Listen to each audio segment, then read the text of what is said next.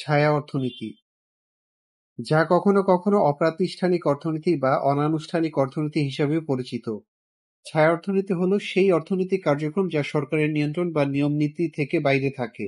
অর্থাৎ এসব কার্যক্রম কোনো সরকারি নিবন্ধন বা অনুমোদন ছাড়াই চলে, অর্থাৎ ট্যাক্স, সামাজিক নিরাপত্তা বা শ্রম আইনের আওতায় পড়ে না। ছায়া অর্থনীতি শুধুমাত্র অবৈধ বা অপরাধমূলক কর্মকাণ্ডকেই অন্তর্ভুক্ত করে না, বরং এটি অনেক সময় এমন বৈধ কিন্তু সরকারের নথিভুক্তির বাইরে থাকা কার্যক্রমের অংশ হতে পারে। এই অর্থনীতি যেমন ছোট ব্যবসা, অনানুষ্ঠানিক কার্যক্রম, কৃষি, শ্রম, গৃহস্থালী পরিষেবা, হকারিং ইত্যাদির মাধ্যমে পরিচিত, তেমনি এর মাধ্যমে অবৈধ কাজও থাকতে পারে, যেমন মাদক বা মানব পাচার, ঘুষ, জুয়া বা বেআইনি অস্ত্র ব্যবসা। ছায়া অর্থনীতি একটি দেশের মোট আয়ের একটি গুরুত্বপূর্ণ অংশ হতে পারে, তবে এর কারণে সরকারকে রাজস্ব সংগ্রহে গুরুতর বাধা সৃষ্টি হয় এবং দেশের অর্থনৈতিক উন্নয়ন বিঘ্নিত হয়।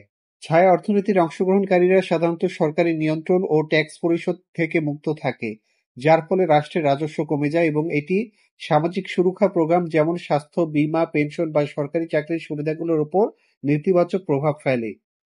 এই অর্থনীতিতে সাধারণত অবৈধভাবে উপার্জিত অর্থের পরিমাণ বেশি এবং তা সরকারের চোখে অদৃশ্য থাকে।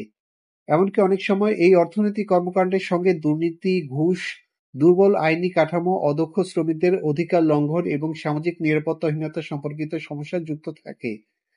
এছাড়া ছায়া অর্থনীতির মাধ্যমে ব্যবসায়ীরা যখন ট্যাক্স ফাঁকি দেয় বা সরকারের আইন নীতির বাইরে চলে, তখন তা সৎ ব্যবসায়ীদের জন্য অবাধ প্রতিযোগিতা তৈরি করতে পারে না এবং তাদের জন্য কাজ করা কঠিন হয়ে পড়ে। সৎ ব্যবসায়ীদের প্রথাগত পদ্ধতিতে সরকারি নিয়মকানুন অনুসরণ করার ফলে তাদের অতিরিক্ত খরচ হয়, যা অবৈধভাবে কাজ করা ব্যবসায়ীরা সহজে এড়িয়ে চলে। ফলে বাজারে সস্তা এবং প্রতিযোগিতামূলক পণ্য সহজলভ্য হলেও তা সমাজের জন্য দীর্ঘমেয়াদীভাবে ক্ষতিকর। এছাড়া ছায়া অর্থনীতিতে সমাজে বৈষম্য বৃদ্ধিতে সহায়তা করে, কারণ এর মাধ্যমে কিছু ব্যক্তি অঢেল সম্পদ অর্জন করে কিন্তু এর মধ্যে ট্যাক্স বা সামাজিক দায়িত্ব পালনের তাগিদ থাকে না, যা সমাজে অর্থনৈতিক ন্যায় বিচারের পথে বাধা সৃষ্টি করে। অবৈধভাবে অর্জিত অর্থের প্রবাহের কারণে দেশে সামাজিক অস্থিরতার সৃষ্টি হতে পারে, কারণ এই অর্থের মাধ্যমে দেশের মানুষের দুর্ভোগ ও শোষণ হয়। উদাহরণস্বরূপ, ঘুষ, দুর্নীতি বা অবৈধ কর্মকাণ্ডে জড়িত থাকার কারণে এক শ্রেণীর মানুষ বা প্রতিষ্ঠান উপকৃত হলেও অন্যরা সরকারি সুবিধা বা সুযোগ থেকে বঞ্চিত হয়ে থাকে।